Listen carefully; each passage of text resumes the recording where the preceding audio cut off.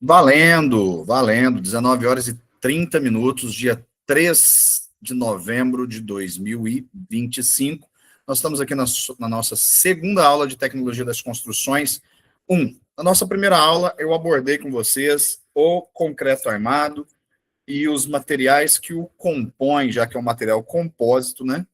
Em que nós temos o aglomerante, que é o cimento, nós temos o agregado miúdo, que normalmente areia lavada de rio, nós temos agregado graúdo, normalmente a brita de basalto, e nós temos água, claro, para fechar o emassamento, aditivos superplastificantes, por exemplo, para melhorar a fluidez e aumentar a resistência do concreto, ou então para diminuir a quantidade de água e, por consequência, aumentar a resistência do concreto, e por fim, os vergalhões, né, as barras de aço, aço CA50 e aço CA60.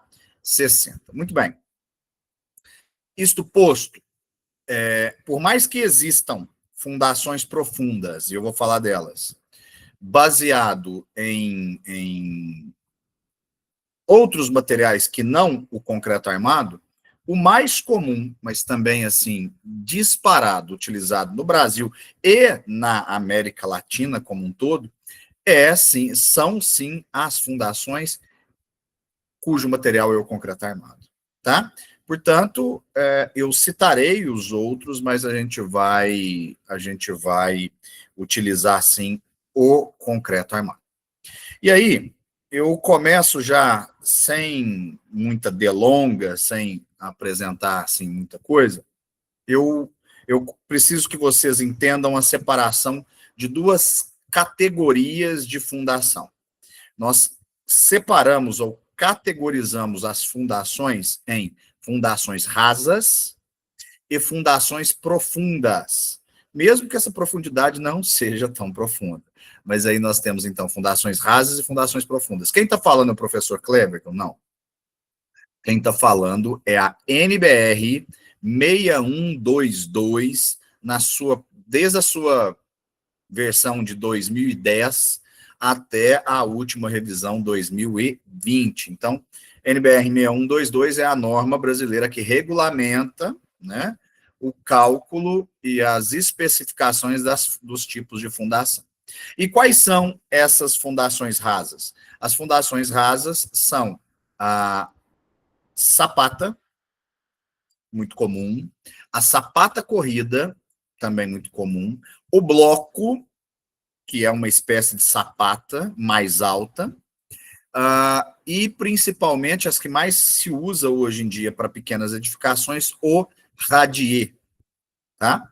E aí nós vamos falar de cada uma delas. E as fundações profundas? Fundações profundas nós temos os diversos tipos de estaca, estaca escavada, estaca cravada, estaca Strauss, estaca Frank, hélice contínua, certo? Micro-raiz, a combinação de estaca cravada ou escavada com radier e o tubulão, né? Que é essa fundação para grandes edifícios, fundação para grandes pontes subterrâneas, né, submersas, na verdade, tá bom?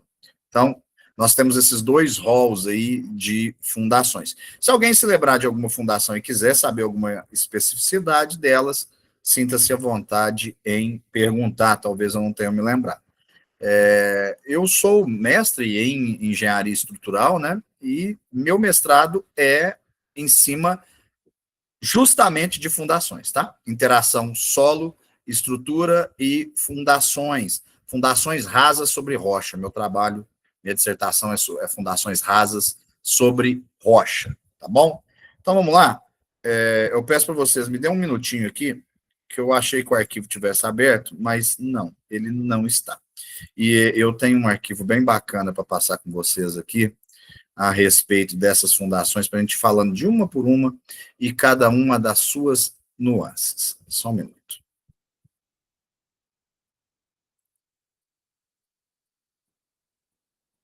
Só um minutinho.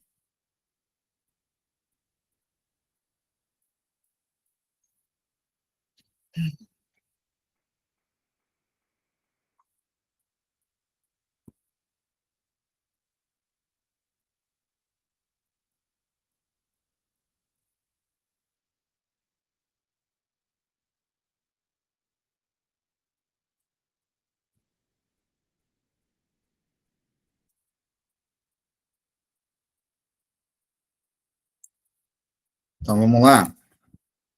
Eu vou fazer igual da aula passada, eu vou partir de um livro da engenharia, e nesse livro da engenharia eu vou passando por ele, vou ilustrando, tá? Isso é eu não era a matéria que eu queria, não, mas eu não vou ficar enrolando vocês.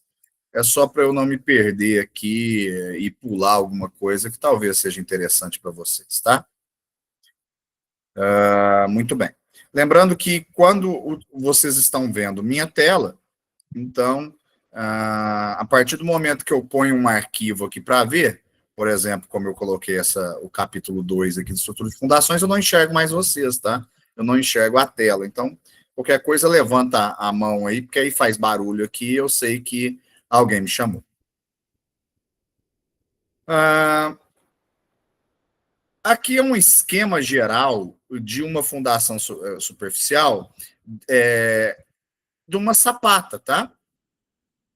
E aqui a norma que eu falei para vocês, né, a regulamentadora 6122, e interessante, eu não vou ficar aqui falando muito sobre as tensões, né? Porque vocês não vão fazer o cálculo, então, que a tensão tem que ficar dentro do núcleo, portanto, por isso que se faz uma sapata flexível, uma sapata rígida. Mas o importante é saber o seguinte: existem sapatas isoladas, que são aquelas que são feitas no pé dos pilares, e aqui, por exemplo, a gente vê uma em planta, uma sapata de 4,5 por 3,90, e aqui no meio a gente vê o pilar, né? Então, aqui o que vocês estão enxergando em planta, isso daqui é o pilar. Só um minuto que é muito triste isso. Aqui é o pilar, e aqui a planta da sapata, tá? 3,90 por 4,50. E aí, eu sei que é meio comum para todos, mas vamos colocar uma imagem aqui de uma sapata isolada. Ó, ó que legal essa imagem aqui. Aqui vocês estão vendo sapatas isoladas e o arranque dos pilares. Não é comum você deixar um arranque desse tamanho aqui, igual vocês estão vendo, não. Normalmente você deixa um arranque de 1 metro só, 80 centímetros a 1 metro. Arranque, gente, é esse vergalhão que fica de uma concretagem para outra. Pensa comigo, você não consegue concretar. Deixa eu ver imagens aqui. Você não consegue concretar a obra inteira. Então, como é que você faz junção de concreto? Como é que você junta elementos concretos que são concretados em tempos, cronologicamente, tempos cronológicos diferentes? Você deixa o arranque, o vergalhão. É ele que faz a união de um elemento com o outro, tá certo?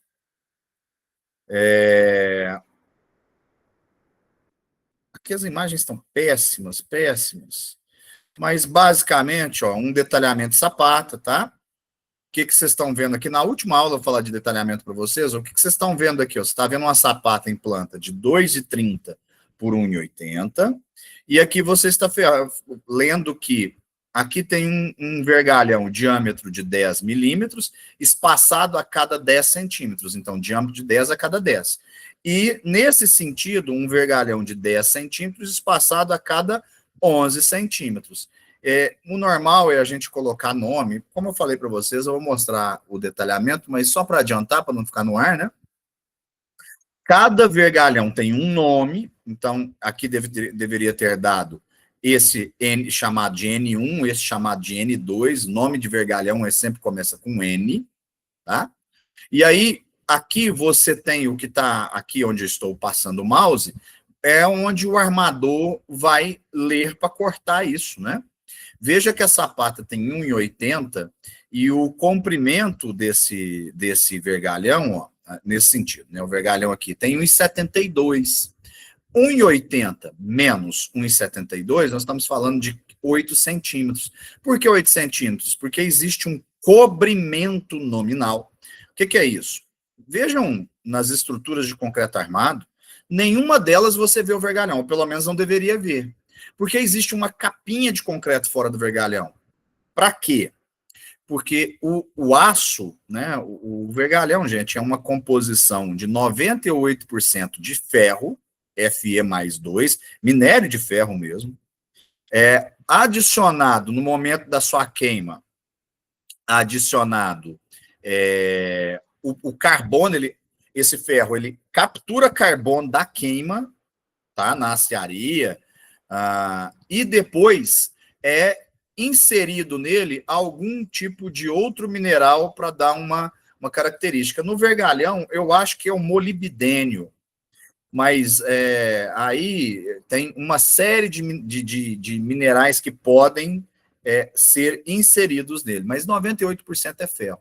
E o que acontece com o ferro? Né? Se vocês lembrarem lá das aulinhas de química, lá no começo, o ferro ele está naquele grupo em que ele tem 1, 2 ou 3 elétrons na sua última camada, na chamada camada de valência, né? Então, ele é um excelente doador, ele troca com o meio, ele é doido para trocar elétrons com o meio e fazer uma ligação química diferente da ligação química original dele. E o nome disso é a ferrugem. Fe mais 2 vira Fe mais 3 e vira ferrugem. Então, essa ferrugem, como é que a gente protege os vergalhões ante a ferrugem? A gente protege justamente com essa capinha, abre e fecha aspas, essa espessura de concreto que está sempre protegendo o vergalhão dentro das estruturas. Então, é isso que vocês veem aqui, é o cobrimento, por isso que tem 172 o trecho reto e não 180. E aí existe uma dobrinha, aqui onde vocês estão vendo meu mouse, que é uma dobra de 14 centímetros, e uma dobrinha de outros 14 centímetros. Por quê? Porque veja as alturas da sapata.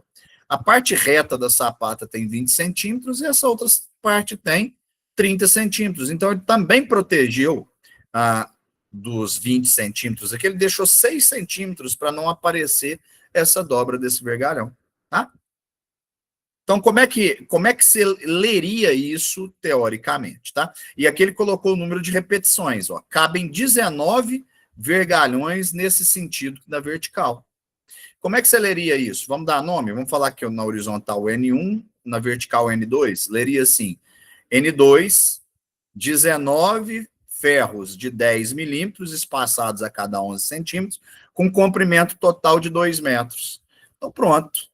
Então, o armador sabe que ele tem que cortar 19 vezes um vergalhão de 10 milímetros com um comprimento de 2 metros, dobrar 14, deixar 172, dobrar de novo 14. E te entregar na obra. E aí você vem e coloca isso com o espaçador. É assim, essa é uma sapata isolada. Quando é que se usa sapatas isoladas? Sapatas isoladas são usadas, o próprio nome diz, quando nós temos construções, estruturas de concreto armado, que a estrutura, as cargas estruturais são baseadas em pilares e vigas. Pilares e vigas, que seria isso daqui, ó, distribuição. Eu mostrei para vocês, acho que na última aula, mas eu vou de novo. Distribuição de cargas nas estruturas.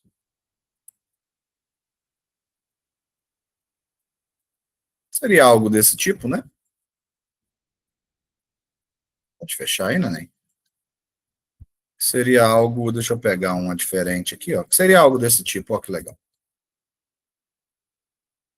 Não, não é vídeo que eu queria, né? Só um minutinho, viu, gente? Porque o computador aqui, eu reclamo dele, mas não tem vergonha na cara, não troco.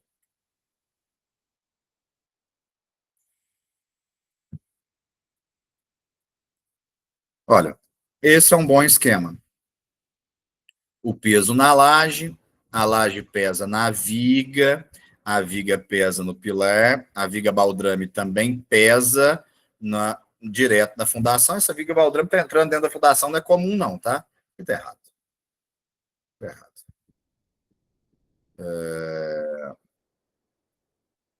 Deixa eu pegar um esquema aqui. Esse daqui é o melhor mesmo. A gente vai ter que voltar para o tal do Facebook.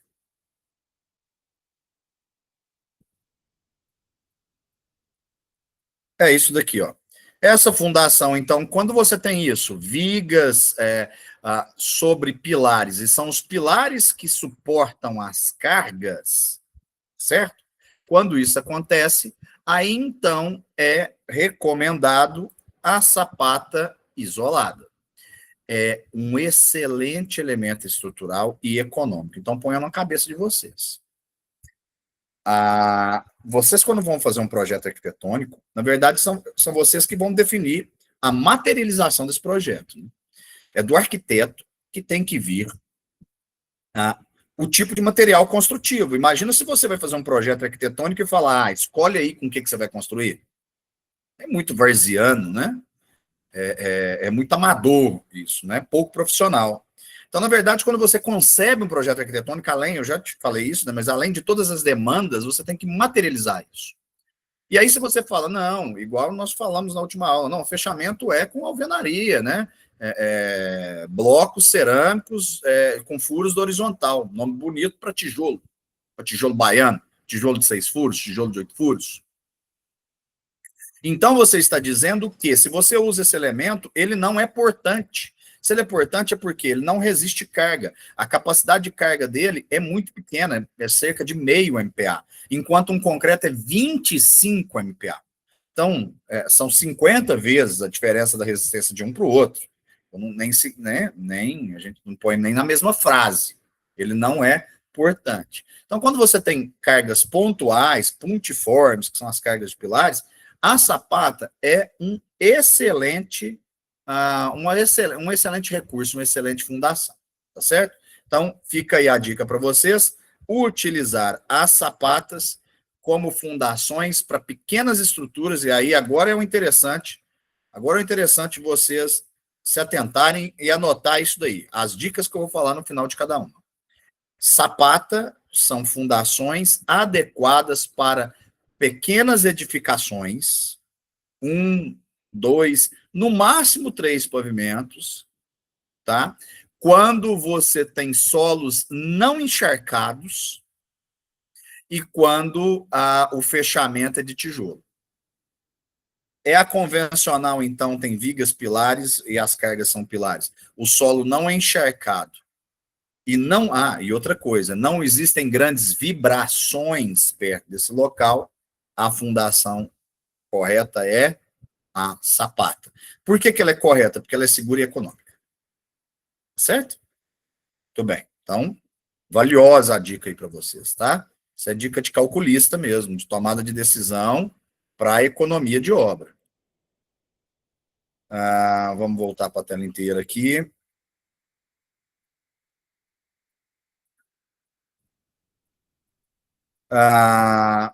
Sapata associada. O que vem a ser uma sapata associada, gente? Sapata associada é quando tem 2 pilares descarregando na mesma sapata.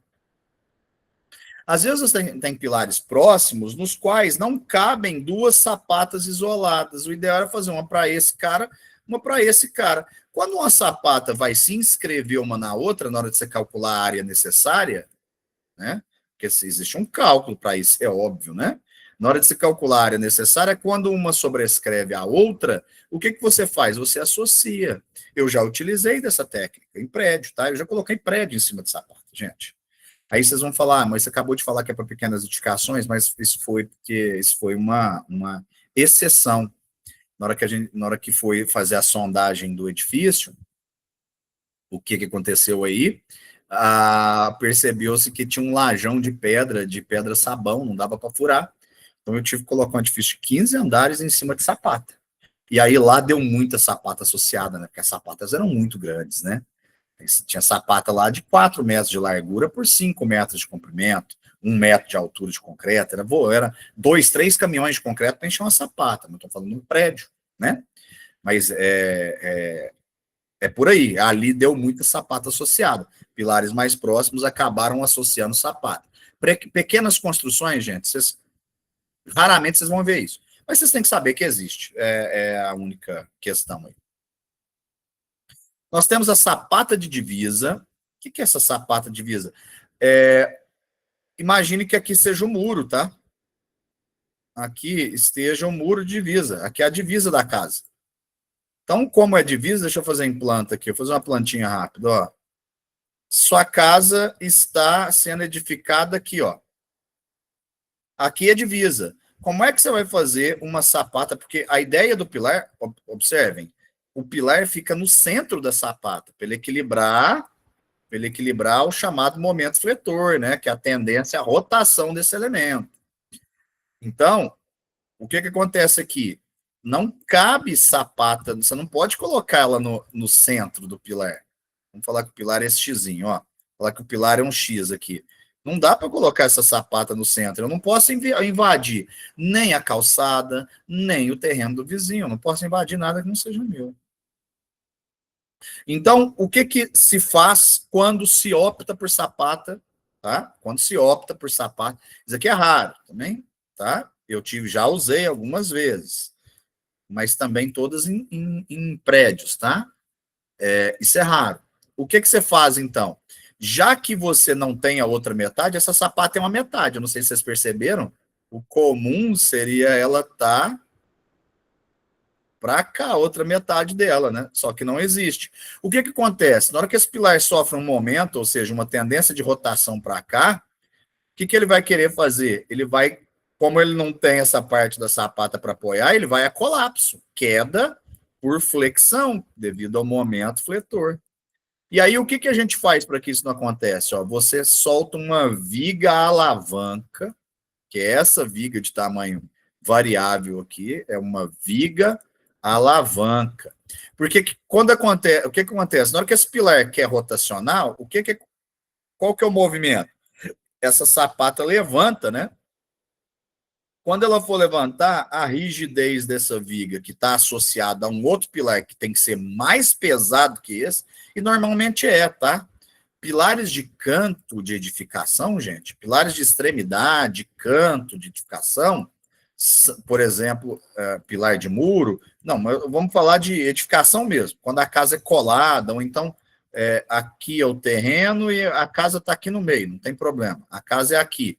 Os pilares dos cantos dessa edificação, eles têm menos carga do que os pilares do meio da edificação. Então, você pega um pilar intermediário, ou seja, o pilar do meio da edificação, e trava o pilar de canto nesse cara aqui do meio. Porque ele é mais pesado e ele evita a rotação de lá. Então, assim seria uma sapata de divisa. Por que eu falei que ela é rara? Rara.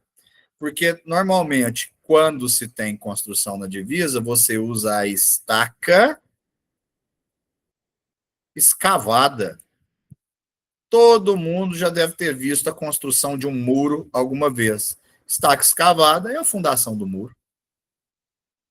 Então, normalmente, você usa a fundação do muro para servir para a fundação da escada, da construção, quando você não pode usar sapatas. Radier. Radier é um lajão sobre pedra, que seria isso daqui, ó. Isso daqui é o radier. Radier é muito, mas muito comum para construções de pequeno porte. Então, pegue aí. Ah, mas você acabou de falar que pequeno porte, o mais econômico é a sapata, tá? Porque o mais econômico para pequeno porte é a sapata. A sapata convencional é a mais econômica. É aonde o proprietário abre o sorriso para você, pois ela é a mais econômica. Mas o Radier consegue ser mais econômico que ela. Mas por quê? Ué, professor, então você está doidão? Não, estou doidão, não. O que acontece é o seguinte, o Radier, ele é feito para receber cargas distribuídas, não são pontiformes, não são cargas de pilar.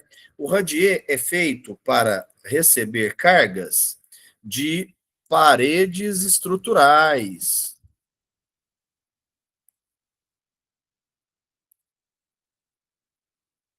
Ó, paredes estruturais, gente. Esses prédios que são em bloco, ó.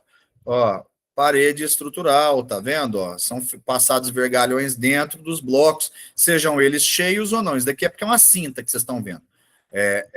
Chega uma determinada fiada que você passa um vergalhão na fiada e concreta, chamado de cintamento. O resto dos blocos são vazios. Ó que legal, blocos vazios, aí tem a verga, a contra-verga, certo? E a fundação, então, ideal e mais barata para esse tipo de construção é quem? É o radier. Bom, o radier, então, ó, mais uma aqui, ó, uma construção em bloco estrutural. E, de novo, é você, arquiteto, que vai definir. É você que vai definir se a parede é estrutural ou não.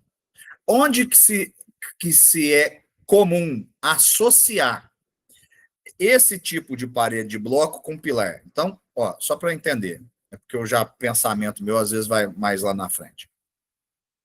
Quando você faz esse tipo de construção, você dispensa pilares e vigas.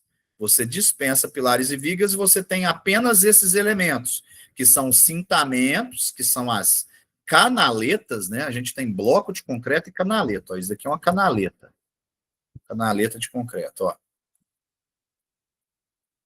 Isso é uma canaleta, tá? Ao invés de ser um bloco de concreto que tem os furos na vertical, a canaleta tem os furos na horizontal. Para quê? Você passa um vergalhão aqui dentro e enche de concreto. Isso acaba virando uma forma para uma espécie de viga. Então, isso daqui é uma canaleta. Deixa eu ver se tem alguma armada aqui.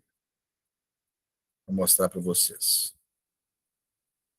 Ó, aqui. Estão vendo? Ó, a canaleta passada com uma armadura dentro. Então, se concreta isso daqui para fazer o quê? Para fazer os cintamentos, as vergas e as contravergas. Eu acho que eu não falei de verga e contraverga na aula passada. Então, agora chegou a hora.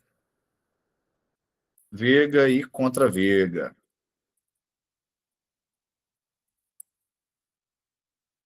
Gente, verga e contraverga é isso daqui, tá?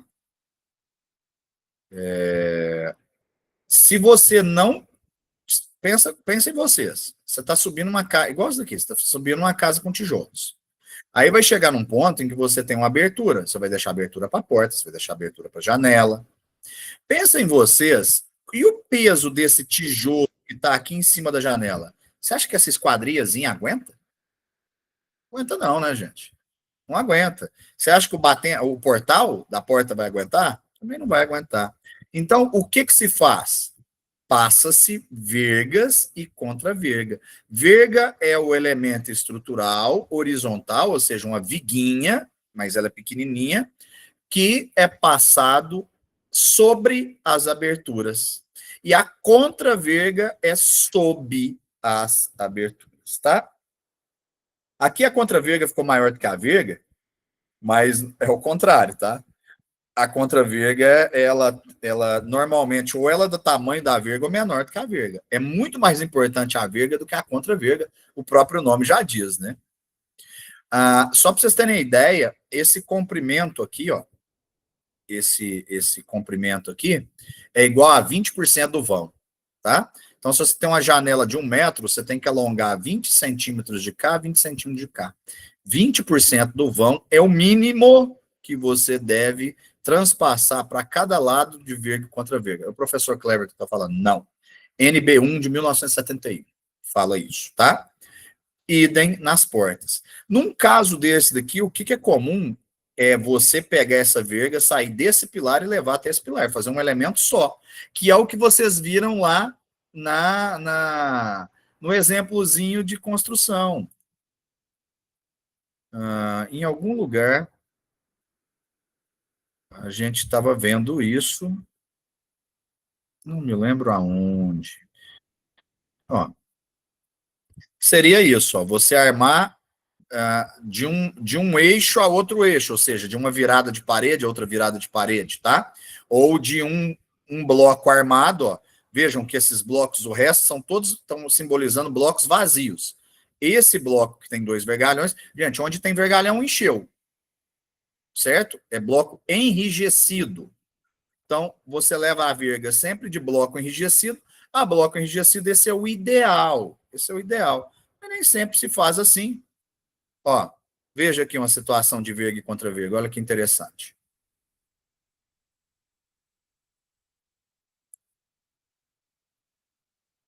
Vai abrir não, meu queridão.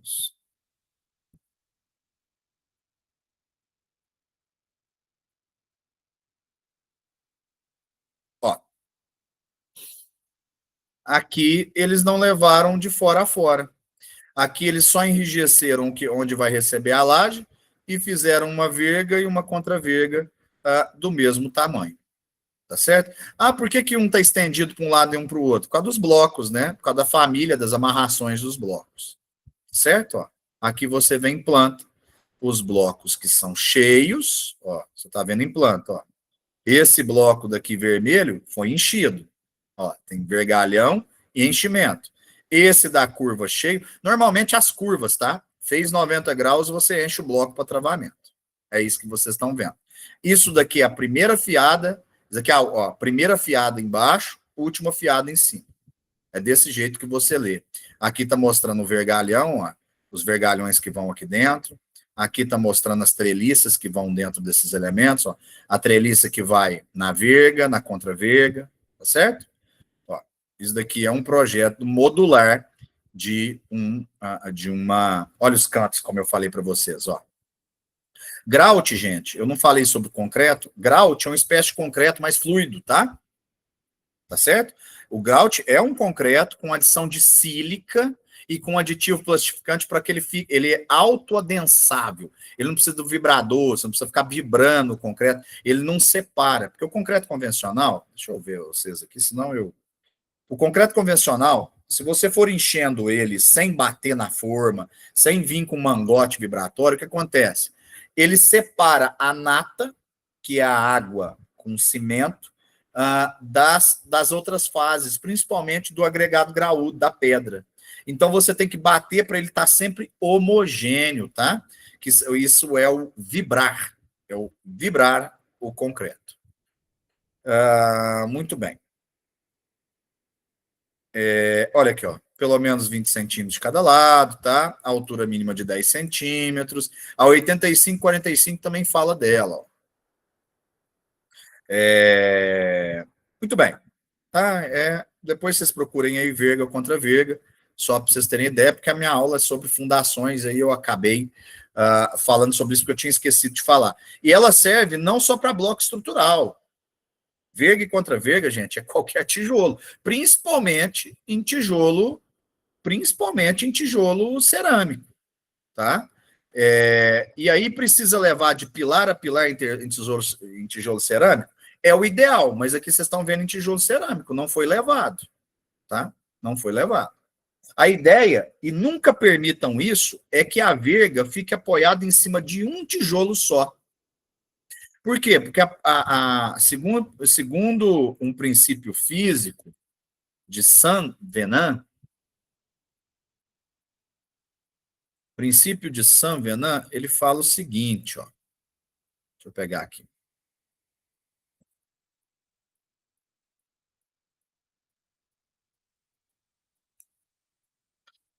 Como é que funciona a distribuição de tensões ou de carga em cima de um bloco? Ó. Esse bloco dissipa carga para 2. Esse bloco dissipa carga para mais 2. Esse bloco dissipa para mais 2, que dissipam para mais 2, que dissipam para mais 2, que dissipam para mais 2. Tá vendo? Como tensão, existe uma fórmula, né? Tensão é igual a força sobre área, e eu falei para vocês que um bloco igual esse cerâmico tem uma tensão resistente de 0,5 megapascais, meio MPa. Eu estou dizendo o seguinte, né? Quanto maior for a área, ó, veja que a área é inversamente proporcional à tensão. Quanto maior for a área, menor é a tensão exigida. Então, quanto mais blocos você descarregar, ó, o peso desses tijolos que estão aqui em cima da verga, quanto mais tijolos você descarregar, melhor. Não vai apresentar as fissuras. Aqui, do jeito que está esse cara aqui, ele vai fissurar. O ideal, ó, ele pegou 1,5 bloco, ó. 1,5 bloco. O ideal é pegar pelo menos 2 blocos cheios. Tá? Por isso que 20 centímetros é o mínimo de norma, é o que ele está mostrando aqui. Ó. Aqui ele não está fazendo bobagem, ele fez com 20 centímetros. Mas eu sempre fui conservador a ponto de levar isso muito mais que 20 centímetros. Nenhuma construção minha nunca apresentou uma fissura nos cantos, que seriam essas fissuras aqui, ó, por conta de verga e contra-verga. Isso aqui é por causa de verga e contra-verga insuficiente, tá? Viu essa fissura inclinada nas arestas das esquadrias ou das portas? Não tem outra coisa, tá? Não tem outra investigação. É verga e contra-verga. Se for para cima, deficiência de verga. Se for para baixo, deficiência de contra-verga, neném. É isso aí, tá? Vamos ver aqui um radier para vocês voltarmos a fundações, né?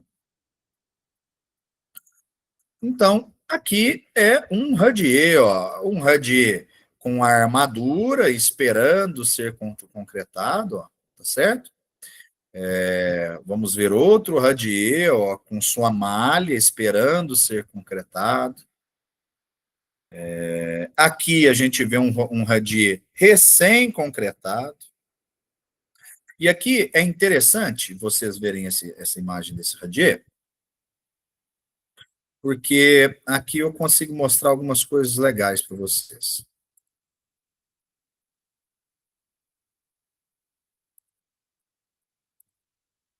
Bom, aqui, ó, o que vocês estão vendo?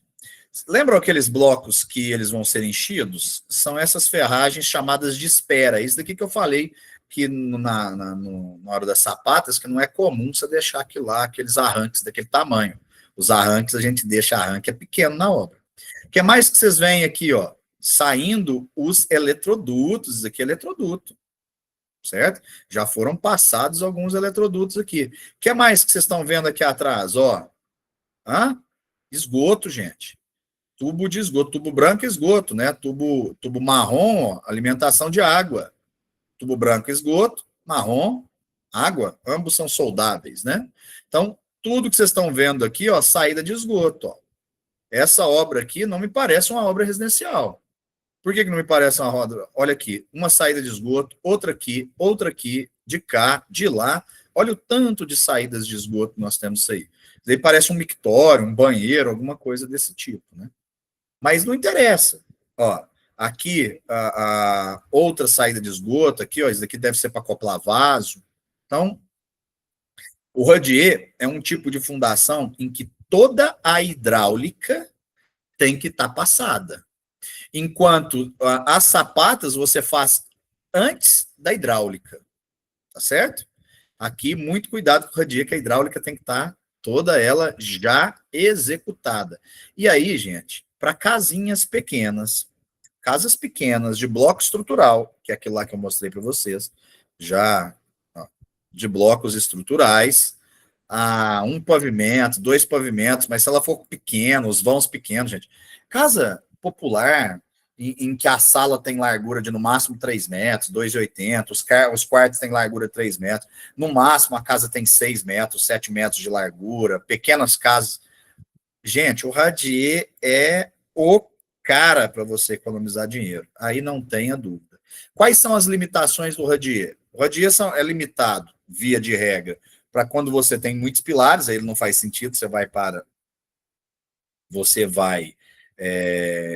trabalhar com sapata, aí a sapata torna-se mais interessante, mais econômico, e quando o seu solo é extremamente encharcado, tá? Quando o solo é extremamente encharcado, aí você precisa de um radier combinado. Vamos colocar aqui radier com estacas.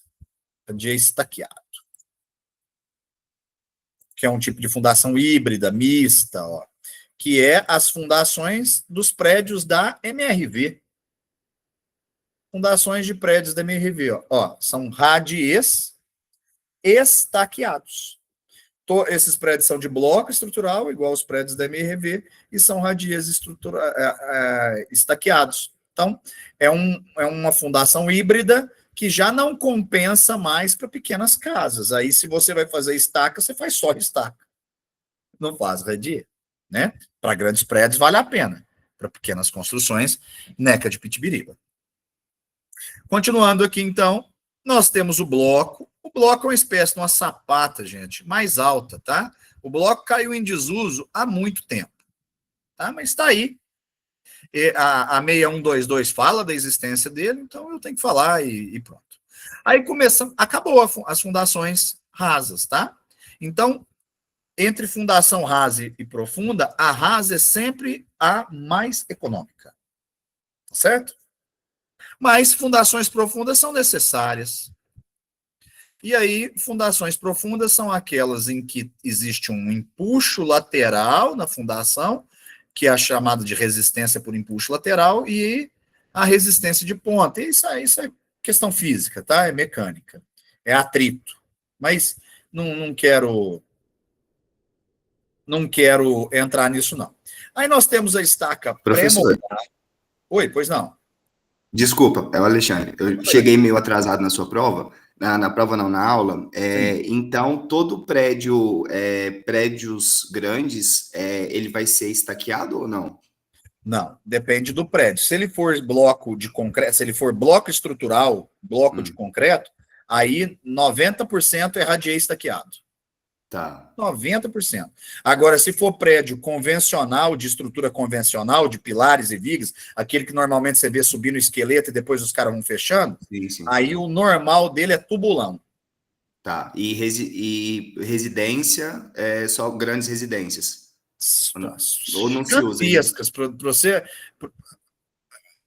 Pequenas residências, se o solo é seco, é um solo seco, e você não tem vibração, por exemplo, a casa não é do lado de uma linha de trem, ou de um terminal rodoviário, ou de uma rodovia, ou de uma oficina de grandes máquinas, e a casa é convencional de pilares, é sapata. Okay. Se a casa é pequenininha de bloco estrutural, que é o que vale a pena, casas pequenas vale a pena você fazer de bloco estrutural, para ela ser mais econômica, certo. Aí é radier. Ok. Sem estaca. Ok, beleza. Muito bem. Estacas. Estaca pré-moldada. Estaca pré-moldada, fundação de prédio. Seria a segunda... já foi a queridinha dos prédios no Brasil depois do tubulão. Ela já foi a número 2 dos prédios. Hoje ela perdeu para a hélice contínua. Mas já a gente chega na hélice contínua. A pré-moldada, gente, é a estaca, é o bate-estaca. Acho que todo mundo já viu. A pré-moldada é feita por bate-estaca.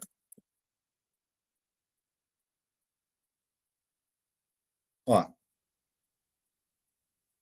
É isso. A moldada vai lá, põe a estaca aqui, ó. A estaca e vai chegando o porrete nela até ela atingir um negócio chamado nega. Até chegar a nega. Ó a estaca aqui em pezona, ó. Esse daqui é um martelão, o martelão sobe e desce o cacete nela. Aí, olha elas no chão aqui, ó. Pré-moldadas porque elas já vieram concretadas. E aí acabou uma, você põe a outra por cima, faz uma ligação com a camisa metálica aqui, chega o porreto na outra de cima. E uma descarrega na outra e pau na máquina. Essas fundações, por que elas eram as queridinhas dos prédios? Porque elas resistem muito. Pelo jeito que você crava ela, cravada, ela é muito resistente, ela aguenta muita carga e elas são muito profundas, né? Só para vocês terem ideia, a resistência de uma estaca, seja ela qual for, nós vamos falar de todas elas aqui, seja ela qual for, tem a ver com seu diâmetro, quanto maior o diâmetro, mais resistente, e com sua profundidade, quanto mais profunda, mais resistente, porque o solo tende a ser mais frágil em termos de resistência mecânica aqui onde a gente pisa do que lá embaixo, né? Isso é uma questão geológica. Gente, os solos, todo o solo, não sei se vocês estudaram geologia aqui, por que ponto que vocês estão, se vocês viram mecânica dos solos comigo, se não viram ainda, todo o solo é uma degradação de rocha. Todo o solo um dia foi rocha, tá? Mas em milhões, quiçá bilhões de anos, na evolução do planeta Terra, isso foi degradando, e aí nós temos um negócio chamado horizonte zero. Horizonte zero é onde a gente pisa, que já é uma terra chamada de turfa, né? É uma terra que já tem material orgânico. Daí para baixo, 5, 6 metros para baixo, não tem material orgânico, não tem nada. Então, o solo é mais resistente ali. Então, claro, quanto mais profunda a estaca, mais atrito lateral, mais resistente ao solo. Então, a cabeça da estaca, o pé da estaca tem mais resistência, e a estaca é função da profundidade, tá? Então, o Marcos estudou sobre isso. Boa, Marcos, boa. Então, mas por que esse cara, esse tipo de estaca está sendo evitada ao máximo, gente? Porque, assim, esse tipo de estaca, ele causa muita vibração nas construções laterais adjacentes. Então, assim, é muito processo que um prédio que está sendo feito recebe dos vizinhos, mas é um atrás do outro. Por quê? Porque o bate-estaca vibra tudo, gente. E aí trinca a casa. E deixa eu te falar um negócio, você não é culpado por ter um prédio do lado da sua casa, não, tá? Se começar a fazer um prédio do lado da sua casa, a primeira coisa que eu vou te falar para vocês é, baixem aquele, e é sério isso, baixem aquele aplicativo para Android ou para iPhone, que você tira foto com localização, data e horário, é de graça. Baixem esse aplicativo e tirem foto das paredes da sua casa. Percam lá meio-dia. Façam o seu arquivo. Porque se começar a trincar, é o cara do prédio que tem que resolver seu problema. Você tem o direito de vibrar o terreno só dentro do seu terreno. Nem vibração você tem o direito de passar para o terreno alheio. O pessoal acha que pode fazer o que quiser no senhor. Você faz o que você quiser dentro do seu terreno. Se qualquer coisa que você fizer dentro do seu terreno tiver um vazamento no terreno do lado, quem tem que arrumar é o outro. Se você fizer uma porcaria dentro do seu terreno e der infiltração na casa do vizinho, quem tem que arrumar é você. Certo? Sempre você tem que pensar qual foi a causa daquilo. E se a causa for, por exemplo, vibração, para a gente não fugir muito, né? Porque eu podia falar disso, podia falar de 200 coisas aqui de briga de vizinho. Para a gente ficar limitado na questão da trinca, da fissura, quem fez a obra é o vilão. Então, é por isso que ele está sendo colocado de lado. Porque as construtoras, quando fazem isso, hoje, grandes construtoras, quando usam batistaca em zonas altamente adensadas, ou seja, zonas que têm muita construção, eles já fazem o cálculo da recuperação. Eles já sabem que eles vão ter que pagar. Entendeu? Existe um estudo para isso. As casas são mais velhas, mais novas, né? Porque quanto mais velha a casa, mais vai ser um prejuízo. Porque imagina a casa naqueles tijolos de barro, aquelas casas antigas. Teve casos que eu vi, eu não laudei, eu laudei um do prédio aqui em frente ao Shopping Uberaba, tá? O Residencial Shopping. Para quem é de Uberaba sabe o que eu estou falando. A Fênix fez um prédio embaixo, trincou o prédio de cima. Fui eu que laudei lá. Mas eu já vi, por exemplo, casas por causa de bate-estaca, que o cara tem que fazer o reforço estrutural na casa inteira. Era mais fácil jogar a casa no chão e fazer de novo. Eles só não fazem isso por causa de piso, para economizar piso e algumas coisas. Mas tem que cortar as paredes, fazer um novo sistema estrutural. Os caras já sabem disso, tá? Já sabem. Muito bem. E aí, dentro disso, você tem a metálica, tá? Que ela resiste até 200 toneladas força, e tem a de concreto, que ela resiste um pouco menos que a metálica, mas é muito pouco. Então, não é muito utilizável a metálica. Como eu falei para vocês, a de concreto é a mais utilizada. Aí vem aqui a nossa campeã. Essa é a nossa campeã das estacas. A estaca moldada em loco. Por que ela é campeã? Porque ela é a estaca do muro, gente. É a estaquinha no pé do muro. E a estaca no pé do muro toda casa tem muro. Condomínio não tem muro. Tem muro nas laterais, não tem muro na frente. Lá no seu sítio pode não ter muro, mas urbano tem muro de divisa. E aí, só de eu dizer isso, eu já digo que essa estaca é o método de fundação mais utilizado no Brasil. Ponto, pacífico, ponto, acabou. Contando que os pilares dos muros são feitos de 2, para quem tem juízo, né? De 2 até 2,5 metros de distância entre um pilar e outro. Vamos lá olhar os pilarzinhos de muro.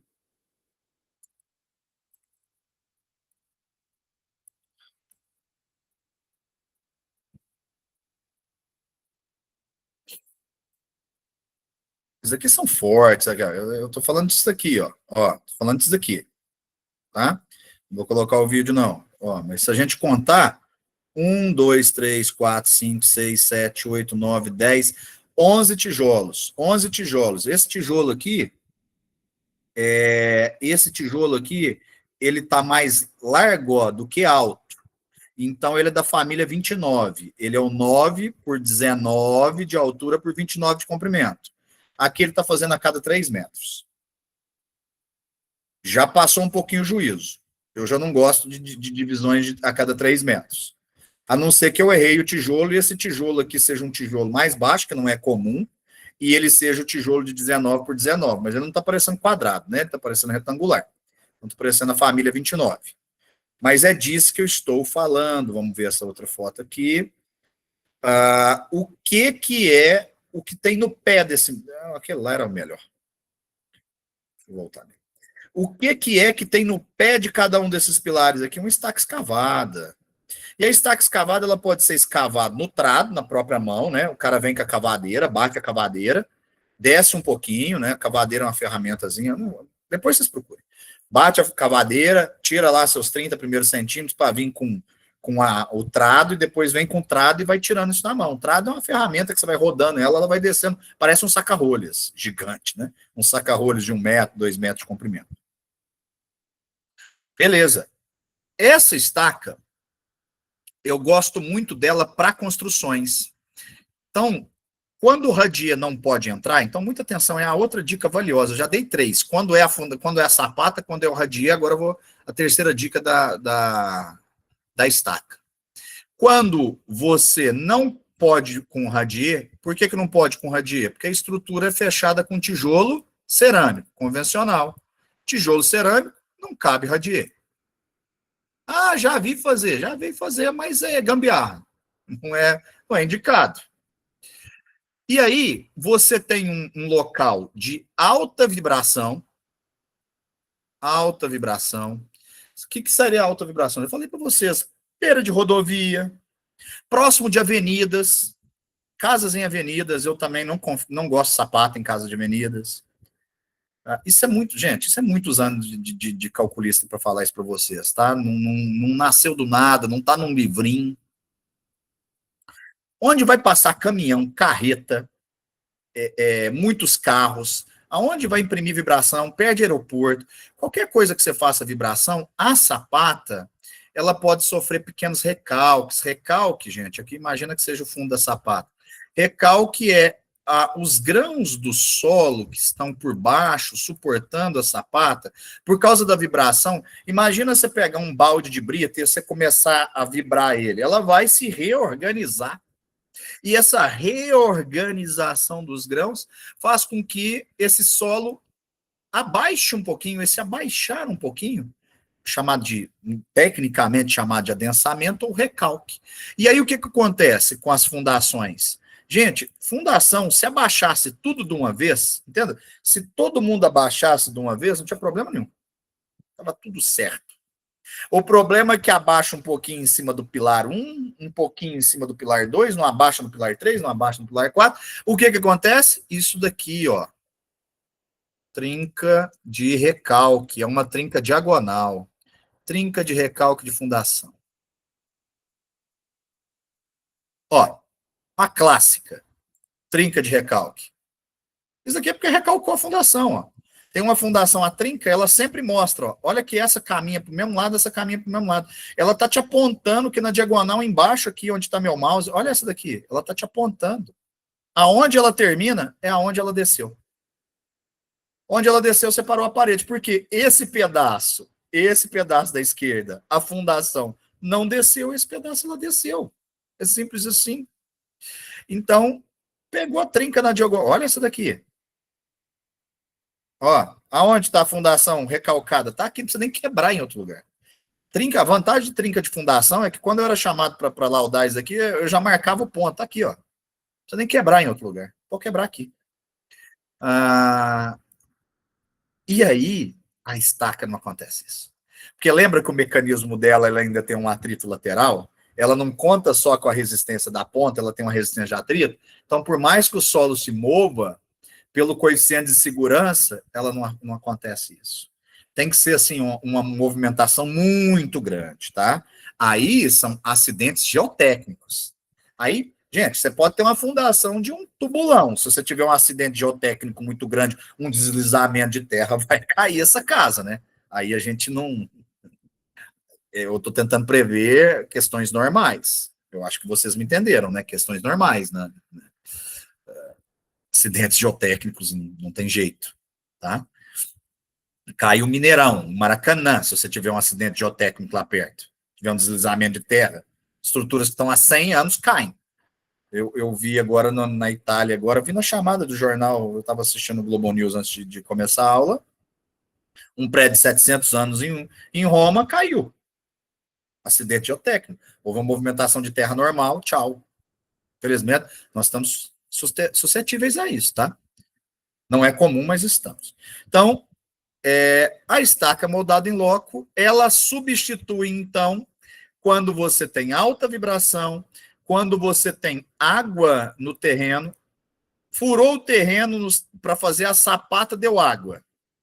O ideal, é claro, né, gente? Você tem que fazer uma investigação do solo antes. Essa investigação é um ensaio chamado SPT. SPT ensaio. Tá acabando já, tá? Standard Penetration. É um tripé que os caras colocam, ó, e vão furando, e vão medindo a resistência do solo, e vão lavando. É uma bomba que vai injetando água no solo para amolecer, e um martelo que vai de 65 quilos, que é elevado, içado 75 centímetros de altura, e vai batendo. E aí você vai contando quantas porradas ele dá para descer a cada 15 centímetros. Tá? E aí ele te solta um laudo assim, ó. Ele te solta um laudo desse jeito, ó. E aí, ele me mostra aonde está a água. Olha o nível da água aqui, ó. Com 3,10 metros eu tenho água. Aqui, eu tenho areia fina, só que a resistência é baixa. Isso daqui não vai dar, infelizmente, não vai dar para a gente falar. Mas aqui, ó, o SPT 2, o mínimo que ele dá é 1. Então, ele está bem baixinho. Aqui ele já é resistente, ó, 17. 5 já é bom. Mas esse solo, os 3 primeiros metros dele, esse solo é um sabão, é um quiabo. Então, aqui eu já não faria sapata. É o que eu falei para vocês, um solo baixa resistência, porque é um solo que tem água, tem água rasa, eu faria uma fundação aqui em estacas. Esse é um clássico tipo de fundação em estacas. Agora, se a água tivesse a 3 metros e aqui já tivesse dado 3, o SPT, aqui tivesse dado 4, está sapata mesmo. E o que é isso? Eu estou querendo dizer que são solos mais ou menos resistentes. É isso que eu estou querendo dizer. Eu tenho SPT aqui, eu tenho um caminhão de SPT, que esse computador é o computador que eu usei no escritório por muitos anos. Olha aqui, deixa eu mostrar Esse é maravilhoso. Esse é 12 golpes no primeiro metro. Isso daqui, para você fazer uma fundação que não seja sapato ou radier aqui, só se você tiver, assim, um prédio. Uma casa de 4 pavimentos aqui, eu faria em cima de um sapato. Ou em cima de um radier, se ele for bloco estrutural. Porque é muito resistente esse solo. Vejam aquele. 2. Vejam esse. 12. 12 golpes com 65 quilos de um martelo para descer 30 centímetrozinhos. Tá? Então é muito resistente. Muito bem. Nos muros, as estacas normalmente são feitas, né? E aqui passa baldrame, tem outra estaca, e vai embora. Você usa a própria armadura da estaca, deixa a armadura, passa aqui a armadura da baldrame, concreta baldrame, e daqui para cima senta tijolo. Tijolo, tijolo. Agora, quando você usa ela para residência, para substituir a sapata, então esse cara aqui, ó, é uma substituta da sapata. Esse cara é a substituta da sapata de divisa. Quando você faz na casa, aí você precisa, além da estaca, fazer em cima um bloco. Parece aquele bloco que a gente viu de fundação, mas na verdade é chamado de bloco de coroamento. Muita gente fala errado, que acha que eu já cansei de ouvir de profissionais da construção que eles falam, eu pergunto, que fundação aqui? Não, é uma sapata e debaixo da sapata tem estaca. Isso não existe, tá? Sapata não tem estaca. Se tem uma estaca, o cara falar sapata com estaca, você está vendo um bloco de coroamento.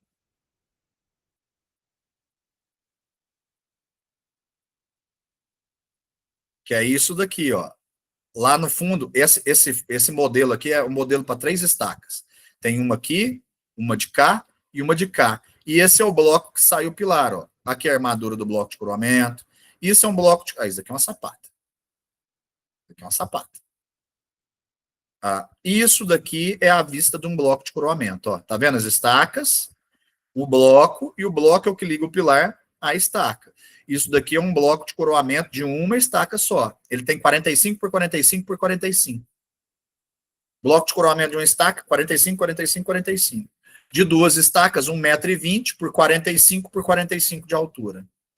Vocês têm que decorar isso? Não, gente, mas é porque eu decoro, porque eu fiz isso tantas vezes na minha vida que, né, se não soubesse, podia parar, né? Aqui vocês estão vendo o bloco para uma estaca só. Então, aí tem vários tipos de bloco estrutural, tá? Olha os recalques diferenciais, ó, falhas que estão mostrando aqui, ó, tá? Recalque diferencial entre estaca existe? Existe, eu acabei de falar para vocês, mas não são pequenos movimentos, ó. Aqui é um estaca e um bloco. Isso daqui é normal os caras falar que foi feito uma sapata com uma estaca. Ó, tá vendo? Lá embaixo está furado, vai encher de concreto a estaca. Aqui é o arranque do pilar.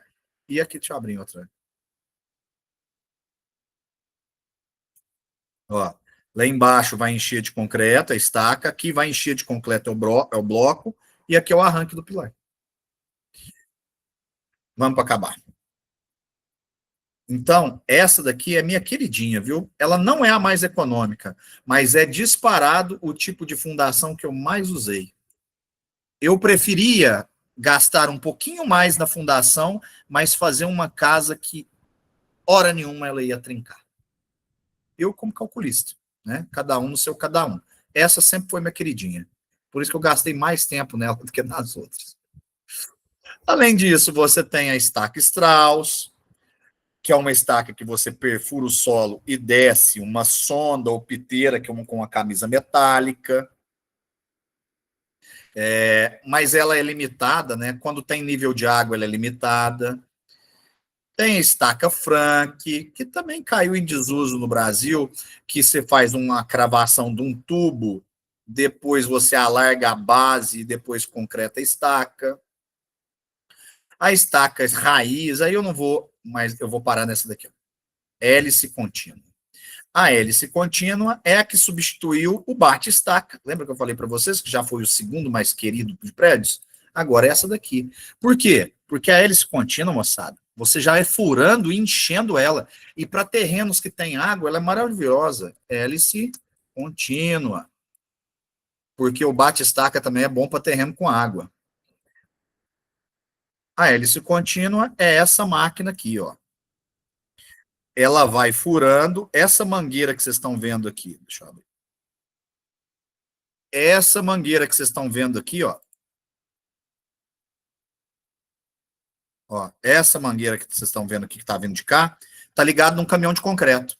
À medida que ela vai furando, e na hora que ela fura, por exemplo, ela chega lá no último metro.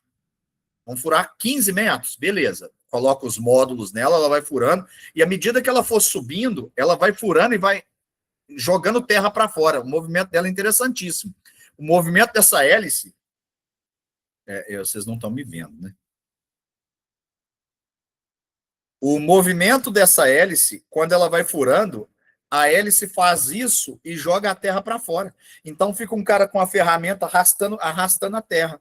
E ao mesmo tempo que ela vai furando, ela já vai cuspindo concreto lá dentro. Então ela fura e concreta ao mesmo tempo. Por isso que dá certo para solos encharcados.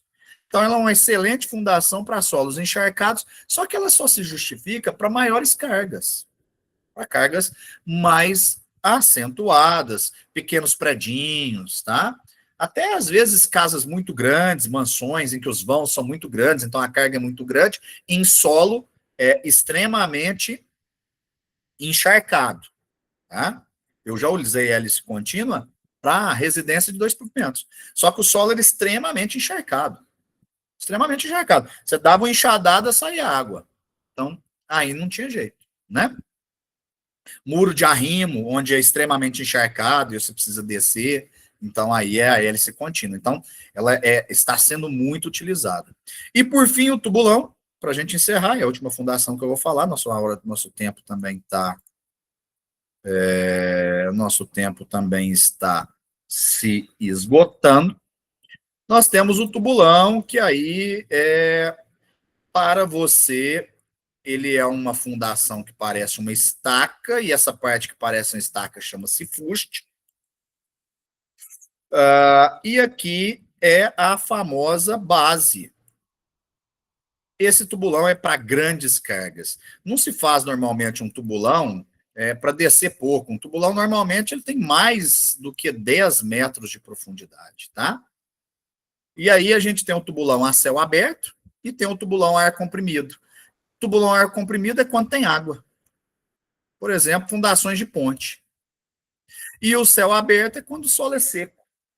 E aí o desafio do tubulão, que também é um negócio que está sendo colocado de lado, sendo pensado melhor a respeito dessa fundação, é porque a máquina faz esse furo circular. Apesar que tem uma máquina agora que já faz, está chegando no Brasil tardiamente essa tecnologia que eu vou falar agora. A máquina cava o circular. Aqui embaixo desce um funcionário com uma cavadeira, uma lâmpada, aqui um balde, ele vai cavando, enchendo de terra, a galera vai jogando fora. É assim, terrível. Eu nunca tive coragem de descer no tubulão para conferir. Terrível, terrível. Mas existe demais. A maioria dos prédios são calcados em cima de um tubulão. Tá certo? Então, ficaram aí as dicas. Quem pegou, pegou, já sabe quais são as fundações para cada tipo de estrutura, tá certo? Alguma dúvida? Agora é com vocês. Falei 1h10, sem parar. Beleza. Professor, boa noite, é a Vanessa. Tudo Oi, bem? Vanessa. Bem? Eu tenho uma dúvida. Eu Diga. queria saber como funciona naquele recalque que mostra o exemplo lá acho que a estaca, não sei se é estaca ou a sapata desceu de um lado. Como que se conserta isso? Boa pergunta. A primeira coisa que você vai fazer é verificar se esse recalque cessou, tá? Se esse recalque cessou, aí você vai avaliar qual foi o dano estrutural. Suponhamos que causou um dano numa viga. Eu já fiz isso, tá? Estou falando porque não... Suponhamos que aconteceu... Deixa eu dividir aqui com você. Suponhamos que foi feito um dano numa viga. Nessa viga que foi danificada... eu preciso do Paint. Arquivo novo. Não salvar. Suponhamos que nós temos uma viga de concreto armado aqui, um pilar de cá, e aqui recalcou, e aí teve um dano por causa do recalque desse pilar aqui que aconteceu isso. Se essa viga teve dano estrutural, a gente vai fazer uma viga metálica por baixo dela, de pilar a pilar, para aguentar a carga que ela aguentaria. Na alvenaria, você vai amarrar ela, que é pegar vergalhão, dobrar vergalhão, furar e colocar esses vergalhões assim, ó. A gente chama de costurar. Costurar com o vergalhão. E pronto. Isso é caso todo recalque que tivesse que ter já tenha tido. Se esse recalque ela continua a se movimentar, aí o que você tem que fazer é escorar toda a estrutura, abrir a fundação e injetar calda de concreto, fazer um blocão de... suponhamos que seja a sapata. A sapata está recalcando. Você vai abrir em volta dela e vai fazer uma fundação bem maior de concreto aqui, ó.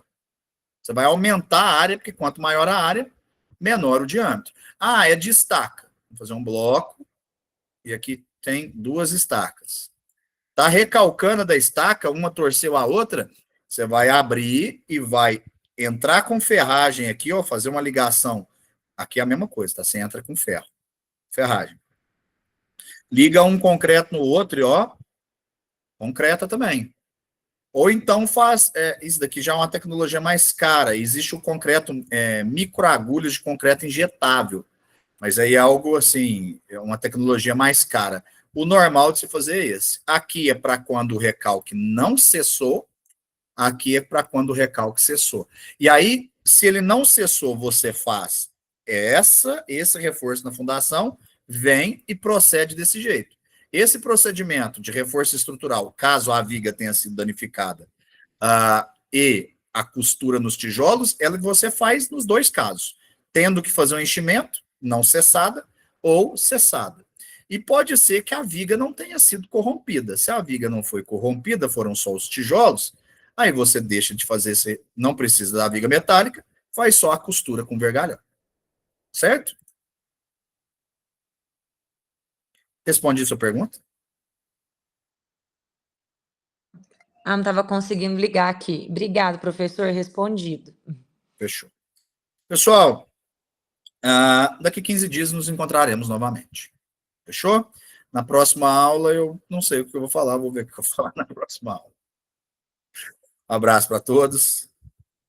Até a próxima. Ô, Vanessa, obrigado. Obrigado.